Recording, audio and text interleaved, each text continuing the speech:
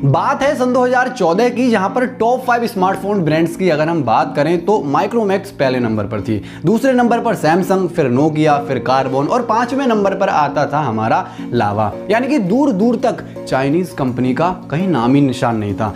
अब अगर सन 2020 के फर्स्ट क्वार्टर की बात करें तो जो टॉप 5 स्मार्टफोन ब्रांड्स की लिस्ट है उसमें पहले नंबर पर शाओमी, दूसरे नंबर पर वीवो, फिर सैमसंग, उसके बाद में रियलमी और लास्ट यानी कि 5वें नंबर पर आता है ओप्पो। यानी सैमसंग को अगर हम निकाल दें तो टॉप 5 की लिस्ट में 4 कंपनी यानी कि Xiaomi, Oppo, Vivo, Realme China से बिलोंग करती हैं और हिंदुस्तान में बिकने वाले 1000 स्मार्टफोन में 700 स्मार्टफोन चाइना के ही होते हैं। अब सवाल यहाँ पर यह आता है कि लोग चाइना के इतने सारे स्मार्टफोन क्यों खरीदते हैं, या फिर हिंदुस्तान में ही हिंदुस्तानी कंपनी क्यों अच्छी तरीके से ग्रो नहीं कर पा रही हैं। तो अगर हम रिपोर्ट्स के हिसाब से बात करें तो हिंदुस्तान में जो 80% लोग स्मार्टफोन खरीदते हैं उनकी रेंज है 12,000 से 15,000, यानी कि 12,000 से 15,000 रुपए के बीच में स्मार्टफोन खरीदते हैं ज़्यादातर लोग। अच्छा, इतने ही बजट की रेंज में लोगों को सारा सब कुछ चाहिए, मतलब अच्छा खासा कैमरा, बड़ी बैटरी, पावरफुल प्रोसेसर और खतरनाक वाली डिस्प्ले।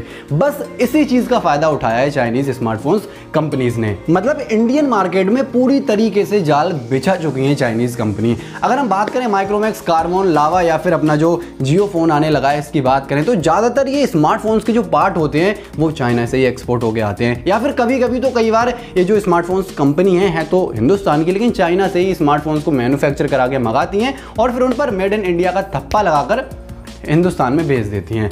अब कारण क्या है हिंदुस्तान में इतने ज़्यादा महंगे कंपोनेंट मिलने का और चाइना में सारा सब कुछ इतने सस्ता मिलने का? क्योंकि वहाँ पर मैन्युफैक्चरिंग जो रेट है वो काफ़ी हाई है और इसी की वजह से वहाँ पर जो कॉस्ट है वो काफ़ी लो हो जाती है और इसी वजह से चाइनीज़ स्मार्टफोन्स कंपनीज हिंदुस्तान में कम से कम पैसों में अच्छे से अच्छे और ज़्यादा फीचर्स देने में सक्षम हो जाती हैं। तो ये तो सारी बातें थी हिंदुस्तान में ही इंडियन स्मार्टफोन ब्रांड्स के गायब होने को लेकर। अब बात आती है, मतलब हिंदुस्तान में अभी बायकॉट चाइनीज प्रोडक्ट्स का माहौल चल रहा है, तो ये मौका, मतलब इतने सुनहरे मौके का क्या इंडियन स्मार्टफोन कंपनीज फायदा उठा पाएंगी? तो झूठी तसल्ली देने में कोई फायदा नहीं है। सच्चाई ये है कि शुद्ध देसी स्मार्टफोन बनाने में कम से कम 2 से 3 सालें लग जाएंगी और इसके बाद में भी जो सबसे बड़ी दिक्कत आएगी वो आएगी कीमत को लेकर, क्योंकि जब मैन्युफैक्चरिंग इंडिया में होने लगेगी तो खर्चा बढ़ जाएगा और सिंपल सी बात है कि जब मैन्युफैक्चरिंग में ज़्यादा खर्चा आएगा, कॉस्ट हाई हो जाएगी, तो फिर स्मार्टफोन को सस्ते दामों में कैसे बेच सकती है कंपनी बिना किसी प्रॉफिट के? तो स्मार्टफोन्स की जो प्राइस है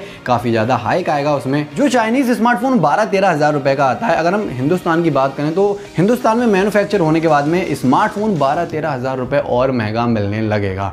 तो अगर 5-6 साल आगे की बात करें, जब मैन्युफैक्चरर्स ज़्यादा हो जाएंगे तो स्मार्टफोन सस्ते भी होने लगेंगे हिंदुस्तान में। लेकिन ऐसा नहीं है कि इंडियन स्मार्टफोन्स कंपनी ग्रो नहीं कर सकती है, करेंगी भैया, लेकिन कम से कम 5-6 साल लग जाएंगे प्रॉपर तरीके से। जैसे अभी टॉप 5 की लिस्ट में 4 कंपनी है ना चाइनीज़ की, ऐसे ही अगर हम चाहें कि टॉप 5 की लिस्ट में सारी कंपनी हिंदुस्तान की हों तो प्रॉपर तरीके से काम करने में 5-6 साल तो पक्का लगने ही वाले हैं। वैसे माइक्रोमैक्स, लावा, कार्बन आने वाले 1-2 महीने में अपने लगभग 7 स्मार्टफोन लेकर आने वाले हैं हिंदुस्तान मार्केट में। अब देखना ये है कि ये किसी चाइनीज स्मार्टफोन को कॉम्पीट कर पाते हैं या नहीं। तो ये तो सारी बातें थी मैन्युफैक्चरिंग को लेकर। अब एक और जो प्लस पॉइंट है चाइनीज स्मार्टफोन्स कंपनीज का वो ये कि ये हर महीने अपने 2-3 स्मार्टफोन्स लॉन्च करती हैं, जिसकी वजह से जो लोग हैं उनके सामने ज़्यादा ऑप्शंस होते हैं और फिर आसानी होती है उन्हें एक अच्छा खासा स्मार्टफोन खरीदने के लिए। वैसे अगर हम किसी दुकान पे कपड़े लत्ते खरीदने जाते हैं तो चाहे हमें फर्स्ट टाइम में कोई शर्ट या फिर कोई पैंट पसंद आ जाए, लेकिन जब तक पूरी दुकान उसकी देख ना लें एक एक चीज़, मतलब एक एक शर्ट और एक एक पैंट, तब तक वो खरीदते नहीं है। तो ऐसा ही लोगों के साथ में होता है स्मार्टफोन खरीदते वक्त। तो इंडियन स्मार्टफोन ब्रांड्स को ज़्यादा से ज़्यादा ऑप्शंस देने होंगे जिससे कि लोगों को आसानी हो, और मतलब अगर ग्रो करना है तो भैया ये तो करना पड़ेगा हिंदुस्तान के अंदर। अब जो अगली चीज़ आती है वो है आफ्टर सेल सर्विस। अगर आपका स्मार्टफोन खराब होता है तो उसे लेकर कहाँ जाओगे? मतलब चाइनीज स्मार्टफोन्स जो कंपनीज हैं उनकी बात करें तो हिंदुस्तान के छोटे छोटे शहरों में भी उन्होंने अपने सर्विसेज सेंटर्स खोल कर रखे हैं, जिससे कि ज़्यादा से ज़्यादा 7 दिन लगते हैं स्मार्टफोन को सही होने में और आपका स्मार्टफोन आपको मिल जाता है। वहीं पर हिंदुस्तानी ब्रांड्स की बात करें तो पहली चीज़ तो हर शहर में इनका सेंटर नहीं है, तो सबसे पहली चीज़ ये है, क्योंकि लोगों को हर चीज़ सिंपल, सरल और काफ़ी आसानी से चाहिए होती है। तो हिंदुस्तान में अगर जो इंडियन ब्रांड्स हैं वो ग्रो करना चाहती हैं तो भैया ये भी करना पड़ेगा।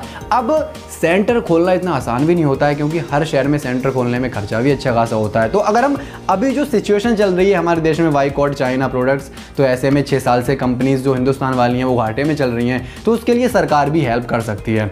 अब फंडिंग कर सकती है, उसके लिए जो टैक्स है 5-6 साल के लिए माफ़ कर सकती है, और भी 1000 तरीके की सहायताएं हैं जो कंपनीज को सरकार हमारी पहुंचा सकती है। और भैया 5-6 साल में अगर ये सही में काम धाम करती है कंपनी, तो हम अपने ही मतलब स्वदेशी स्मार्टफोन, शुद्ध देसी वाले स्मार्टफोन खरीद पाएंगे। अब आती है सबसे बड़ी बात, हजारों लोग बोल रहे हैं कि अगर हम चाइनीज़ स्मार्टफोन ना खरीदें तो क्या खरीदें, मतलब हमारे सामने कोई ऑप्शन ही नहीं है। चलो मानता हूँ ऑप्शन नहीं है, लेकिन अगर आपको भूख लगेगी तो इसका मतलब ये थोड़ी कि जहर खा लोगे। सैमसंग है, नोकिया है, एलजी खरीद सकते हो, सोनी खरीद सकते हो, कार्बन, माइक्रोमैक्स, लावा, कुछ भी ले लो यार। और मैंने कई सारी वीडियोस देखी अभी जिनमें लोग चाइनीज़ स्मार्टफोन्स को, मतलब चाइनीज़ प्रोडक्ट्स को तोड़ रहे हैं, जला रहे हैं या फिर डस्टबिन में फेंक रहे हैं। क्यों कर रहे हो ऐसा यार? मतलब आपने प्रोडक्ट तो खरीद लिया, तो जो पैसा पहुंचना था चाइना वो तो पहुंच गया, उससे जो प्रॉफिट होना था हो गया, तो कम से कम उसे यूज़ कर लो यार। क्यों अपना मतलब डबल घाटा करा रहे हो? हाँ, अगली बार से कोई चाइनीज़ प्रोडक्ट मत खरीदना, लेकिन अभी तो यूज़ करो, पैसा हमारा जा चुका है। तो ये सारी सच्चाई थी स्मार्टफोन की कहानी के बारे में। बाकी अगर आपको ठीक ठाक लगी हो तो लाइक कर दो, शेयर कर दो, और हाँ, चाइनीज़ एप्लीकेशंस को अनइंस्टॉल करो यार। बाकी आशा करते हैं वीडियो आपको पसंद आई होगी। अगर आपका कोई सवाल या सजेशन है तो जरूर दर्शाएं अपनी जागो कमेंट सेक्शन में। वीडियो देखने के लिए धन्यवाद वेरी मच।